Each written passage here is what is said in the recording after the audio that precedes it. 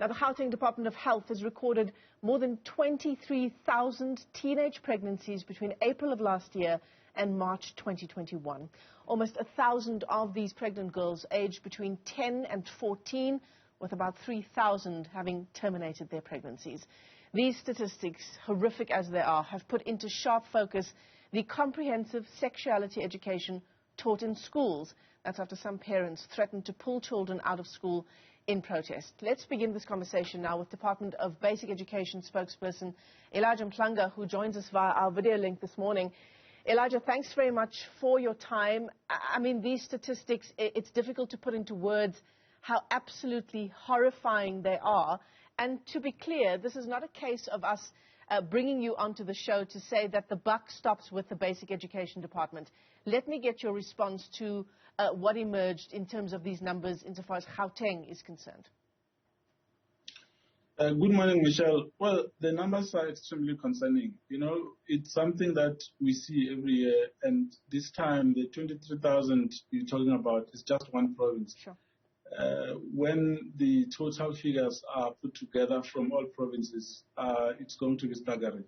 It's something that we've been dealing with as a sector for many years, and for some reason we don't seem to be making progress in terms of reducing the pregnancy rate among teenagers in general in the country, and specifically among those that are still of school-going age, because it disrupts their education.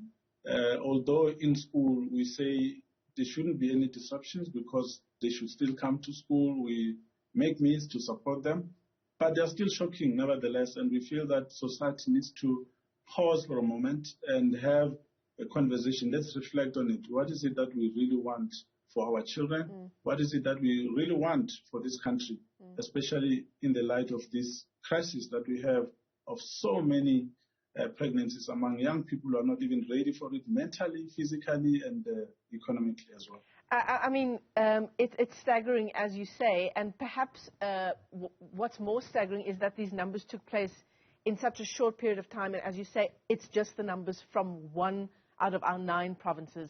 This period under review, recorded, of course, during the COVID-19 pandemic, during the resultant lockdowns. What does that tell us about, you know, children being more at risk? We know for a start that they missed quite a lot of school time during that period, and parents had to, for, you know, lack of any other alternative, in many cases leave their children unattended because they needed to work. Yeah, you know, COVID has further complicated this matter. I remember there was a time when we had, I think it was about 3 years ago, 4 years ago, we had some 15,000 young people who fell pregnant, and we were talking about stats that had been collected from schools, and that was before COVID, which means the problem has always been there, but now it has been further complicated by COVID, which has disrupted schooling a great deal, and the rotation system is also not assisting. So there's a lot of time that has been wasted, or lost rather, due to COVID, which also results in the dropout rate, because when you're not in school consistently, you find other things to do. And in this case, it shows that there has been some social ills that have been taking place that are making life very difficult. In fact, in the 1,000 cases that we're talking about, those are statutory rape cases when you look in terms of what the law has to say. But the question is whether any cases have been opened anywhere so that there is an investigation into each and every one of those cases. We don't believe that we should just leave this like that. As for education, there is something that we've tried to do about it, to try educate learners to be aware of potential danger when it comes to sexual assault and sexual activity in general. But even with that, it seems we're not making a dent, which means it needs a multi-pronged approach and the involvement and active participation of every member of society. Yeah. Elijah, outside of the fact that COVID has left our young children, more particularly our young girls, more vulnerable, the truth of the matter is that even at school, they are also vulnerable to sexual exploitation. In fact, I'm not sure of the number now at the top, just off the top of my head, but over 100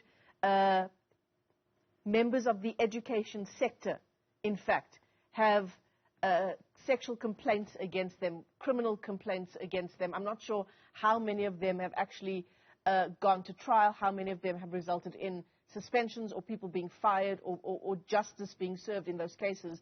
But the point of my question is that these young girls are as vulnerable in many cases at school as they are due to COVID-19. No, you're correct.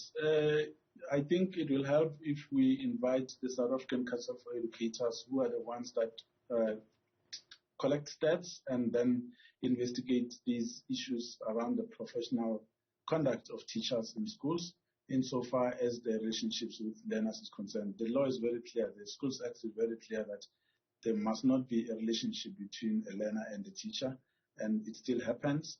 And in some cases, not a relationship, it's just assault itself. Yeah. So we need to get SAIS to give us the stats and tell us what it is that they are doing. But from our side, we remind teachers daily about their responsibilities in terms of the ethics, the code of ethics which they've signed for when they were given the certificate to be a teacher. And most have been fired. And in fact, in the past 18 months, there have been a strengthening of the regulations in terms of the dismissal of teachers. You remember that about 4 or 5 months ago, we issued a new set of regulations which now places a permanent ban on teachers that are involved in sexual activity involving learners in school, or even among colleagues as teachers themselves, where there's complaints of a sexual nature. The punishment is now severe because we realized that something drastic needed to be done, and now we are doing that. But let's look at what is happening in general in society. When we see a 10-year-old or a 14-year-old walking around pregnant, we don't pause to ask how it came about that she is pregnant, because we are now looking at it as a normal thing. And that is exactly the problem, that we have accepted that as society. And when we do that, we then open the door for more culprits to keep doing the same, because they will know that there won't be any penalty for what they are doing. So what we need is real outrage translated into action, where we see protests from everybody.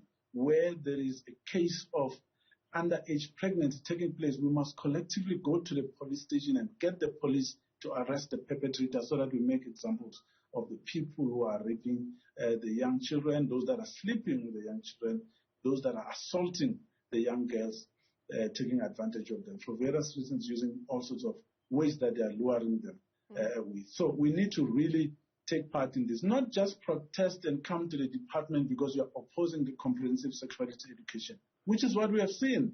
The voices have been louder when it comes to the opposition of the comprehensive sexuality education, which, by the way, was aimed at empowering the young girls to identify potential danger, to be able to have the skill that they require for them to be able to give the police information, good quality information, that will ensure that conviction is secured and that people are sent to jail. So we must be outraged right across when our children are in danger, irrespective of what type of danger it is.